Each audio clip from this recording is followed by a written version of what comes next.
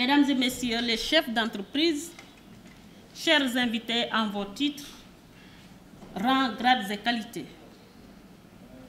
Mesdames et Messieurs, c'est avec un réel plaisir que je me retrouve avec vous pour présider l'ouverture de l'atelier de formation du secteur privé sur la mise en œuvre de la zone de libre-échange continentale africaine.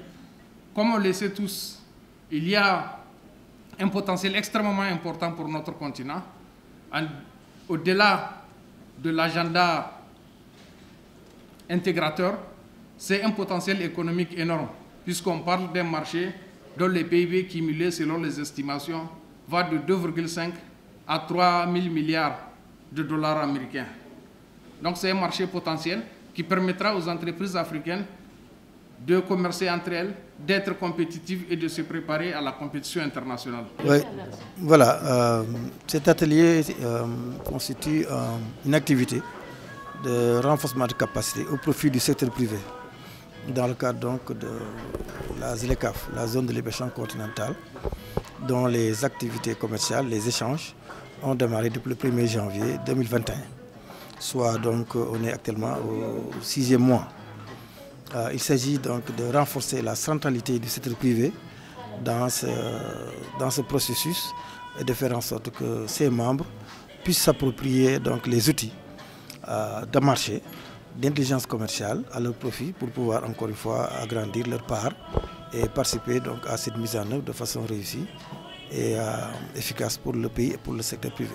Oui, il s'agit en fait de renforcer encore une fois, d'une part, la centralité du secteur privé. La ZLECAf, c'est une zone de libre-échange continental, donc c'est un marché. Donc ça intéresse le commerce, ça intéresse le secteur privé. Il faudrait donc qu'eux, ils puissent vraiment s'approprier tous les outils nécessaires donc, en la matière. Et donc actuellement, donc, on va leur présenter tout ce qui se fait donc, à travers ce qu'on appelle les listes de concessions tarifaires. Donc à peu près les 90% de marchandises sur lesquelles les États se sont entendus pour pouvoir opérer des échanges commerciaux entre les 55 pays africains. Et d'autre part, il s'agira donc de vraiment amorcer et d'accentuer ou d'appuyer la résilience dans ce contexte de Covid, de gestion post-Covid, et faire en sorte que vraiment le secteur privé puisse prendre tous les éléments nécessaires à ce niveau. Et le troisième élément, ce sera donc de les initier aux mécanismes qui sont en place par rapport donc à la ZLECAf, notamment sur le plan des difficultés qui peuvent survenir. Et il y a ce qu'on appelle le mécanisme donc, en ligne pour pouvoir donc, retracer et rapporter et résoudre toutes les tracasseries, tous les problèmes qui ne manqueraient pas de survenir et qui surviennent toujours dans le cadre des échanges commerciaux. Bon, on est qu'au lancement des travaux, mais pour la Commission économique pour l'Afrique des Nations Unies, c'est très important que nous nous retrouvions aux côtés des États membres dans une phase aussi décisive de la mise en place de la zone de libre-échange continentale africaine. Vous savez que la CEA a joué un rôle de premier plan dans l'accompagnement du processus.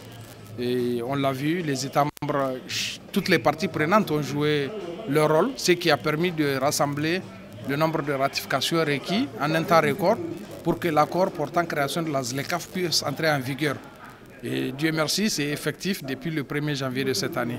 Et donc là, on passe à une phase opérationnelle, à une phase pratique pour que les échanges se passent sous le régime de la ZLECAf.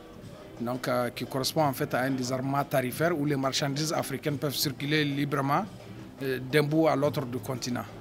Mais il est important dans cette phase qu'on puisse sensibiliser les acteurs et en premier lieu le secteur privé qui a toute sa place, qui est quand même le moteur des échanges.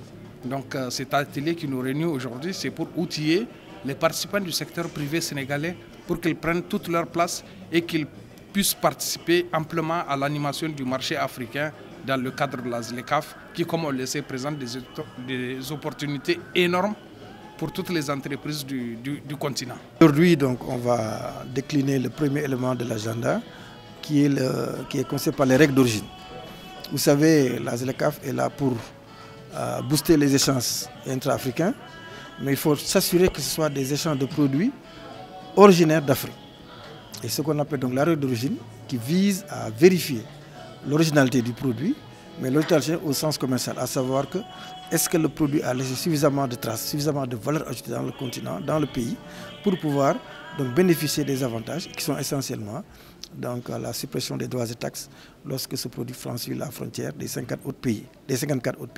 Donc c'est le concept clé de règle d'origine qui va faire en sorte que la ZLECAf pourra réussir, mais la ZLECAf aussi pourra réussir au profit des Africains. Et dans la première vague, il y a le Sénégal, il y a d'autres pays, il y a la Côte d'Ivoire, pour se limiter à notre sous-région, il y a le Ghana, il y a le Togo, il y a plein de pays en tout cas qui participent, le Nigeria aussi. Avec lesquels nous travaillons, puisque la commission, son mandat, c'est les régionales, c'est d'appuyer tous les pays africains dans le cadre de ce processus-là.